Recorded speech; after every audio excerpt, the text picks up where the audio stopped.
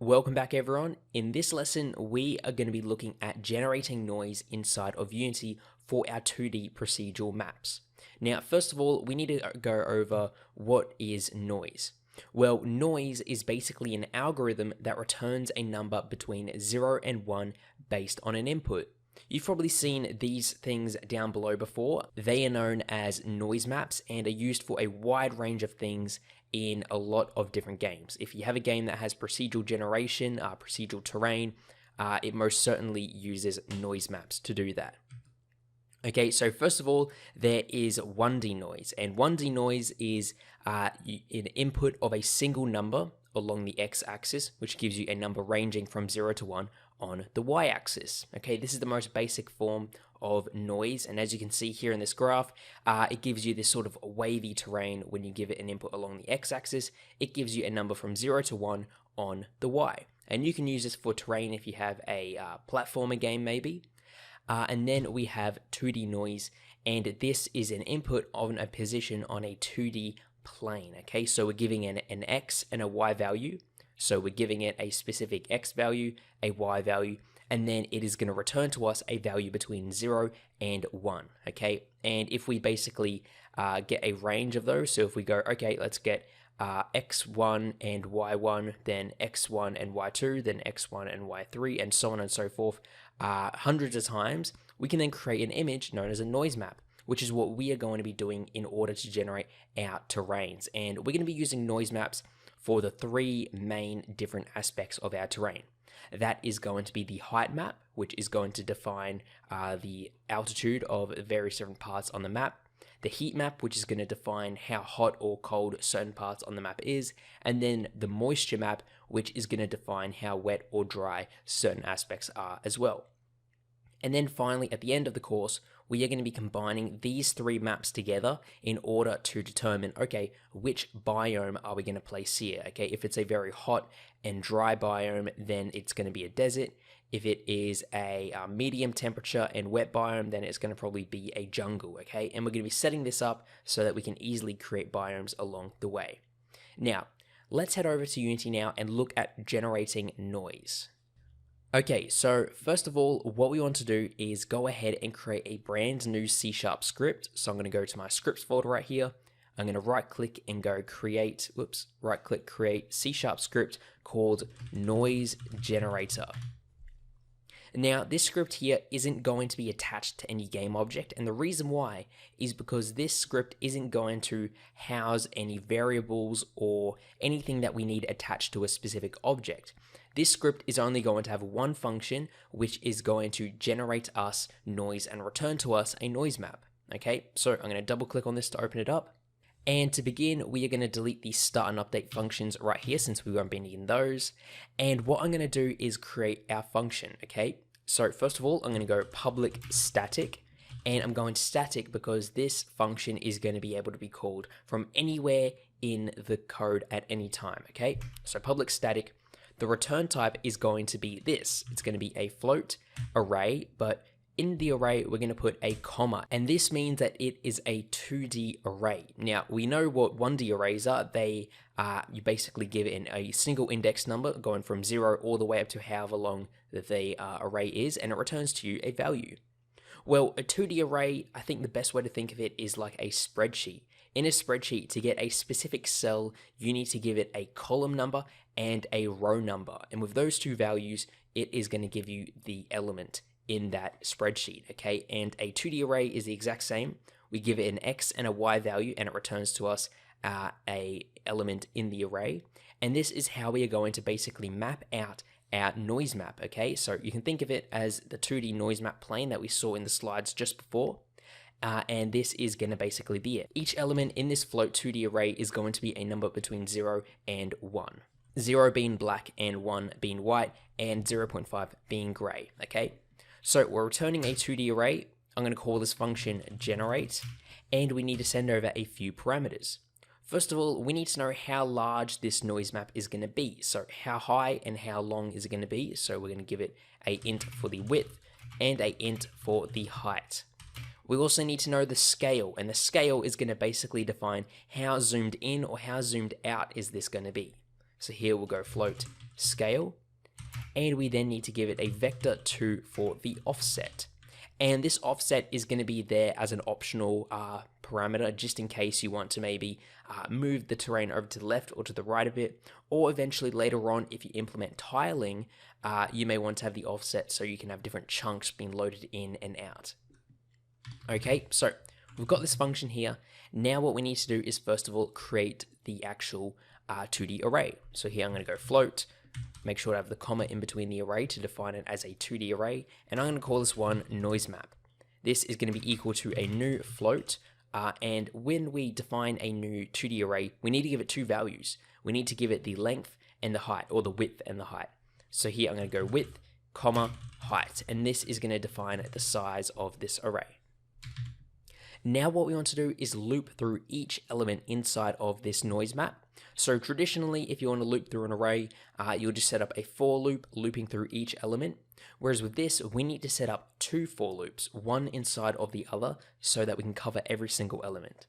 So for this, we'll go for int x equals 0, x is less than width, x is less than width, and then x plus plus. Okay, so we got that. Then we need to create another for loop to loop around the height. So we'll go for int y equals 0, then y is less than height, and then y plus plus. Okay, so let's just say we have a width of 10 and a height of 10. Okay, so that means that our noise map is going to have 10 times 10 elements. Okay, this is going to have 100 elements inside of this noise map if it is a 10 by 10 2D array. So that means this line of code here, whatever is inside this here, is going to be ran 100 times. This for loop is going to run 10 times, and this for loop is going to run 10 times as well for each loop this one runs. So inside of here, what we need to do is first of all calculate the sample position, okay?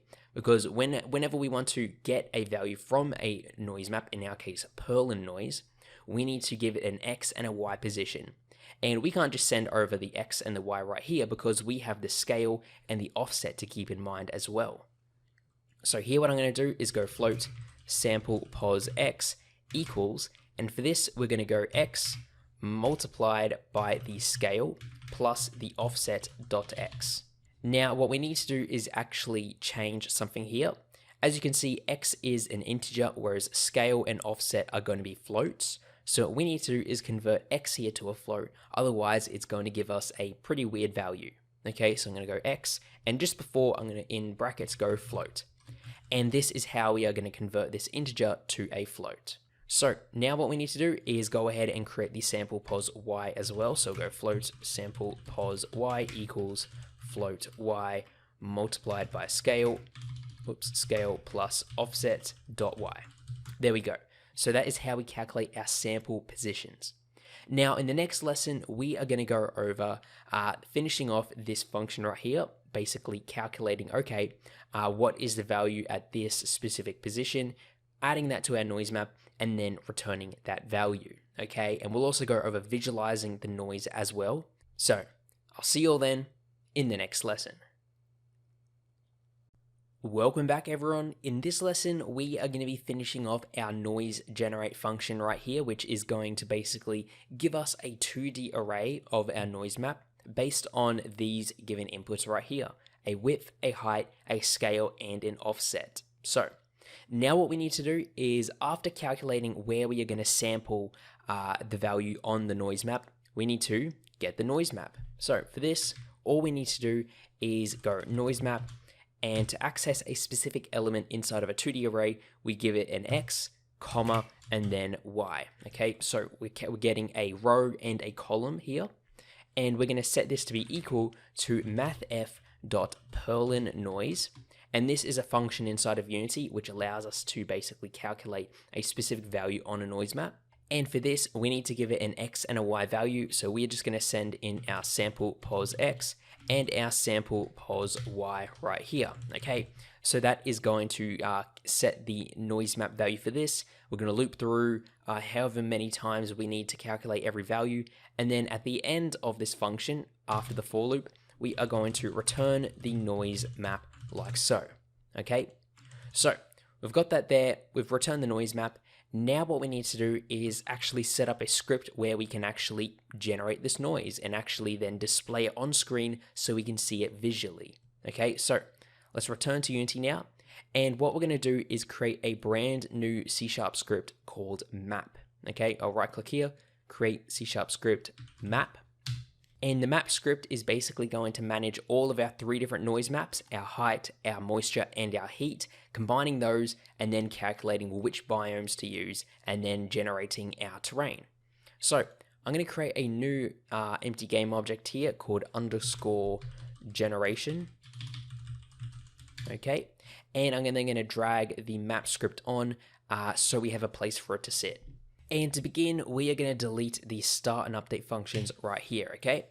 So first of all, we're going to set up some variables, okay? So here what we're going to do is we are going to need the dimensions. So I'm going to put in a header, which basically just has bold text inside of the inspector, so it's easy to sort of differentiate different aspects in the inspector or different categories.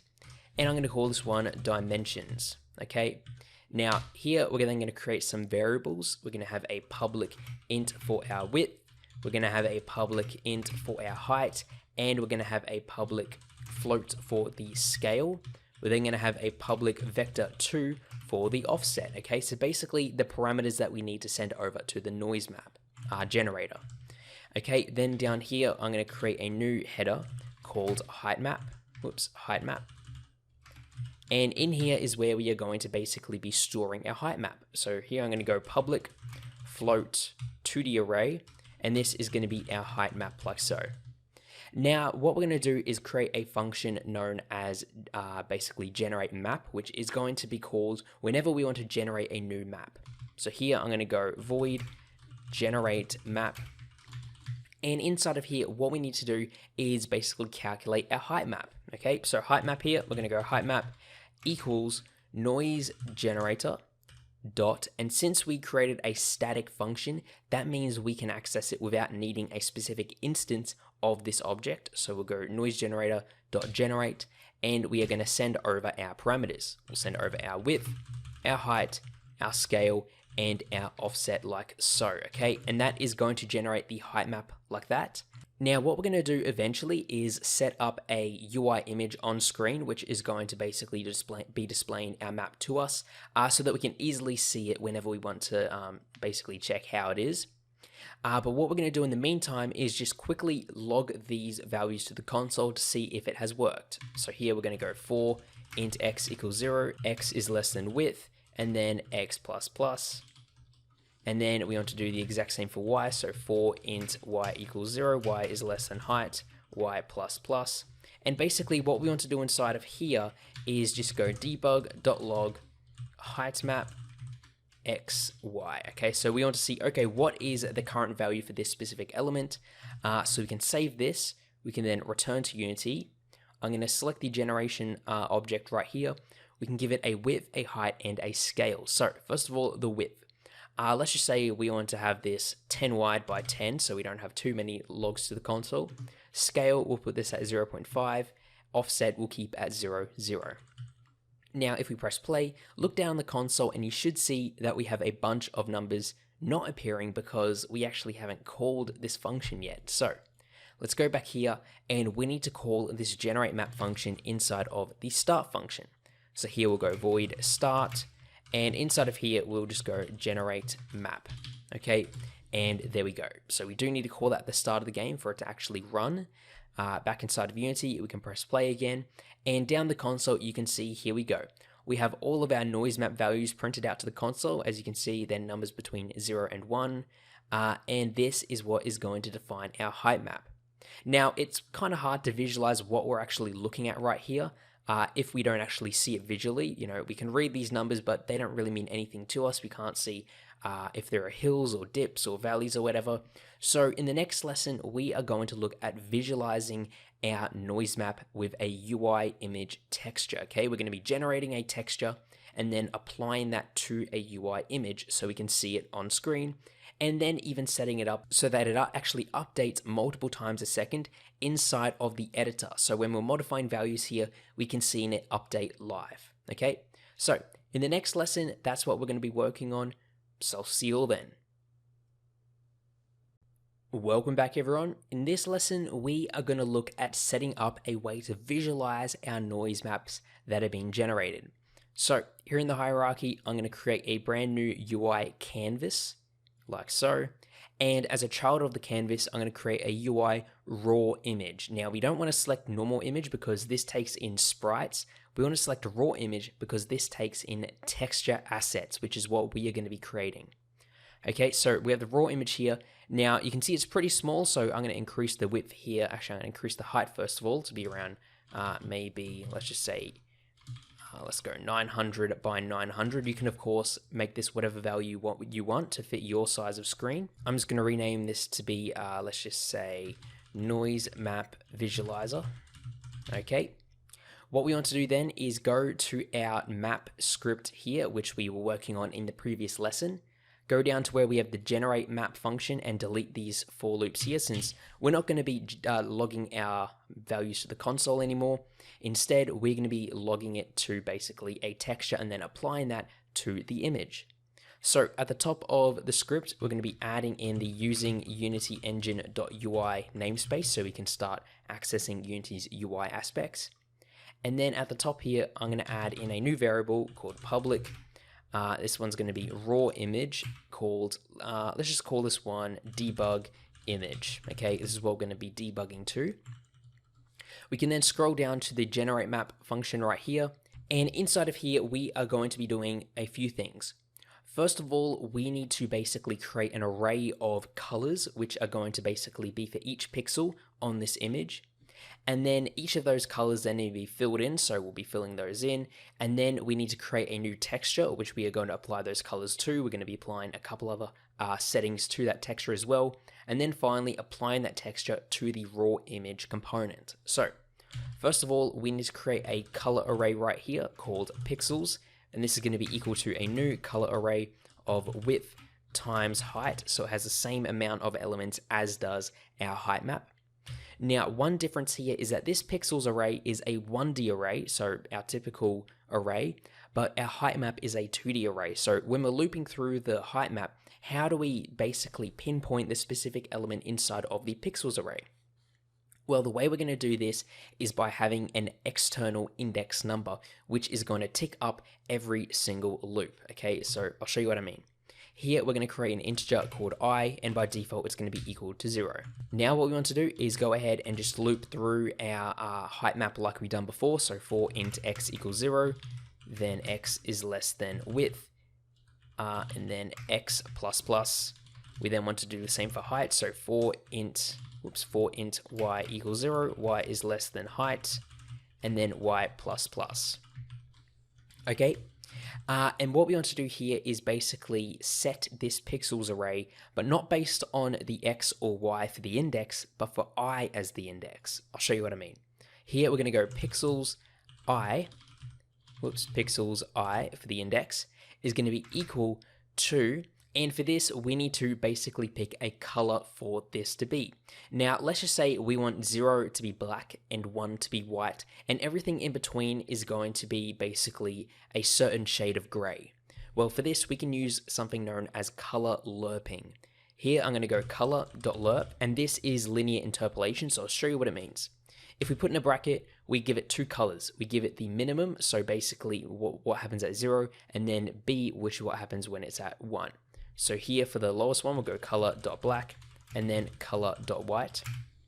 And for the T, which is basically the time, this is, you can think of it as a percentage. Let's just say black is 0% and white is 100%. Our value we're going to give it is going to be a number between 0 and 1, which is going to define how far through is it to either black or to white. If we give it 0.5, it's going to be a sort of midway gray. If we give it a 1, it's going to be white. And if we give it a 0, it's going to be black. Well, for this, we can just give it our noise map value. So I'm going to go noise map, or not noise map, we're going to give it our height map. So we'll go height map here, x, y. Okay, and that's all we need to do for that. And then afterwards, we need to go I++. We need to increment I by 1, so we go onto the next pixels array element.